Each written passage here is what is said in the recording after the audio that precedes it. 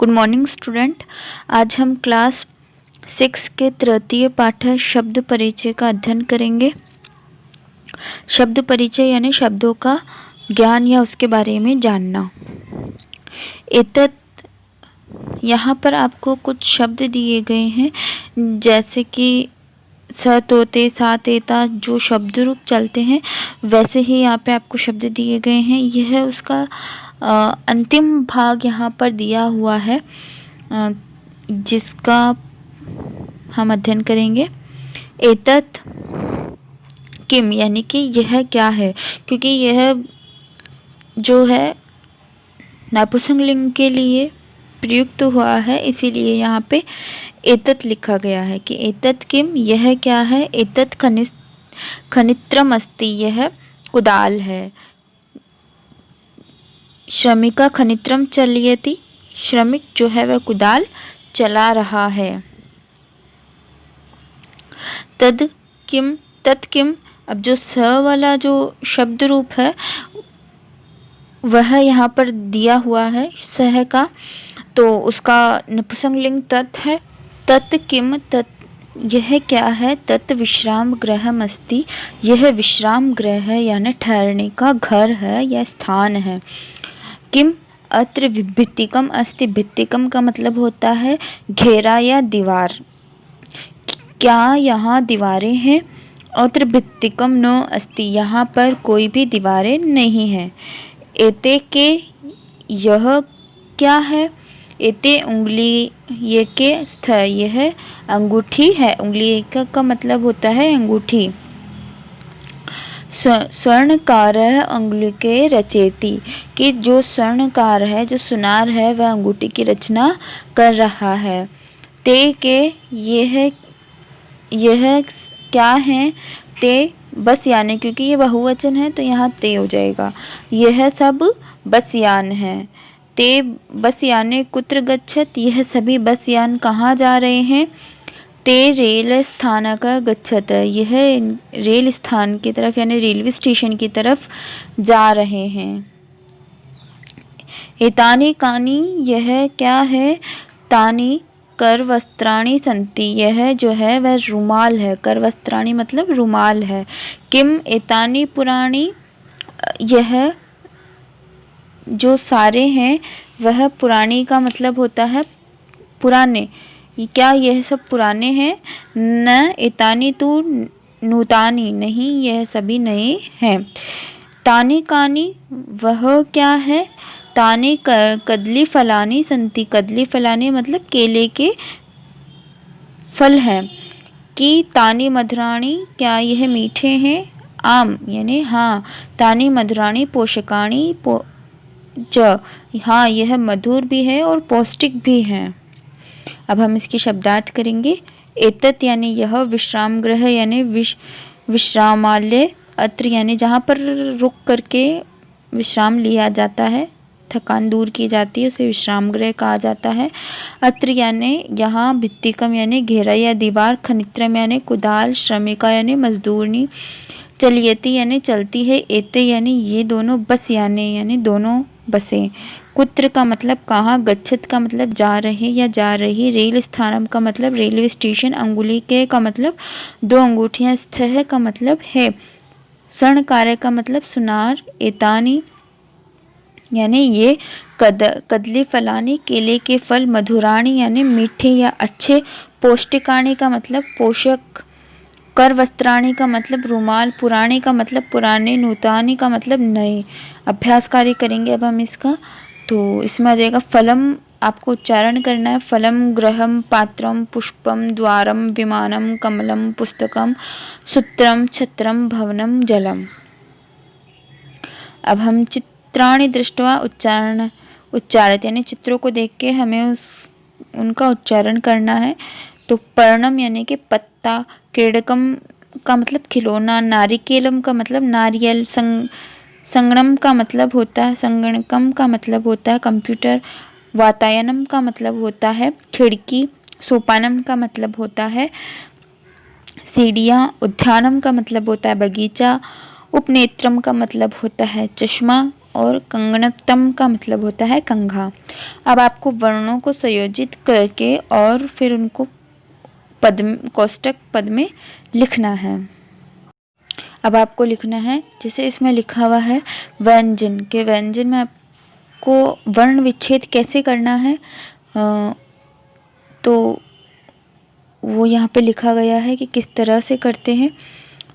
व जो कि आधा है तो उसे यहाँ पर इस तरीके से लिख दिया जाएगा और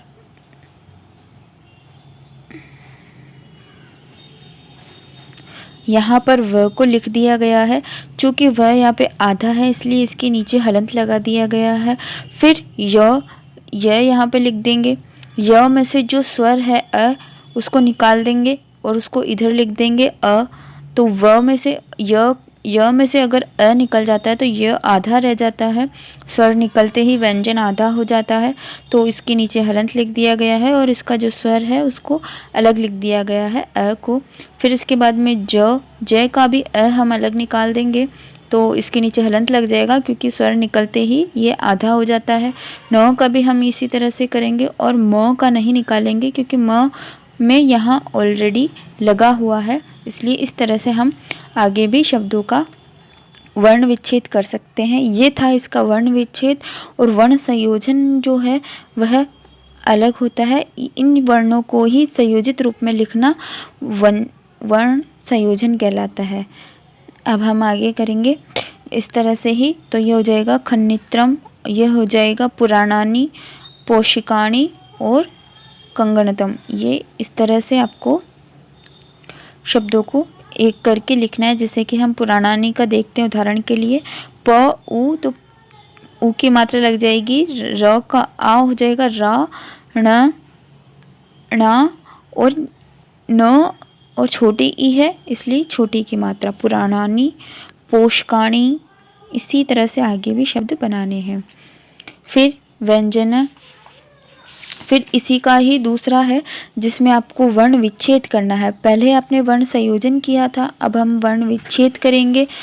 व य अ ज अ न अ म, ये हो जाएगा व्यंजनम। पुस्तकम का हो जाएगा प उ स त अ क अ और म। भित्तिकम का हो जाएगा भ ई त त ई क अ म। फिर इसी तरह से नूतानी का हो जाएगा न उ त अ न आ न ई। वातायन का हो जाएगा अ आ त आ य अ न अ म। उपनेत्रम का हो जाएगा उ प अ न ए त र अ म। चित्राणि दृष्ट्वा संस्कृत पदानि लिखिता, यानी कि चित्रों को देख करके और इनके संस्कृत नाम आपको लिखने हैं। तो इसका हो जाएगा आम्रम, पत्र पर्णम, व्यंजनम, करवस्त्राणि यानी रुमाल, सूत्रम यानी धागा, छत्रम यानी कि छाता। क्वेश्चन नंबर 4, चित्र दृष्टवा उत्तराणि लिखित। चित्र को देख करके आपको उत्तर लिखना है कि ये कौन से कितने पद हैं, कितने संख्या के अनुसार लिखना है। फलम पतित यानी कि फल गिर रहे हैं। मयूर नृत्यंती, मयूर नाच रहे हैं यानी कि मोर नाच रहे हैं। एते क्रीडनस्थे का यानी कि यह नाच रहे हैं। बालिका पठंती यानी बालिकाएं पढ़ रही हैं।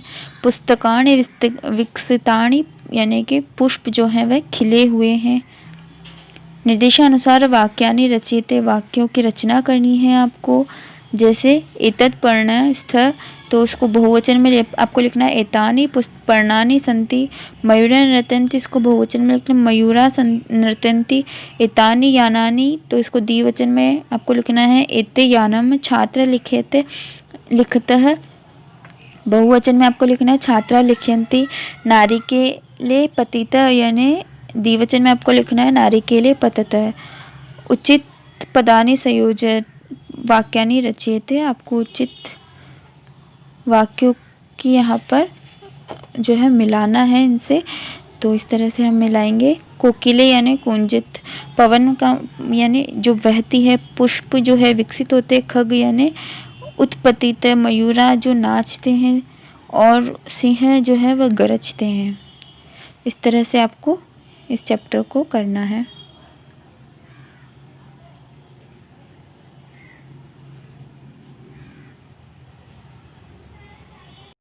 मैंने यहाँ पे कुछ आप लोगों को अच्छे तरीके से समझाने के लिए इसमें ये जो जितने भी शब्द हैं उनको एक क्रम में जमा के लिखा है। जैसे एषः है तो ये शब्द रूप है जो तीनों लिंगों में और तीनों वचनों में किस तरह से चलता है।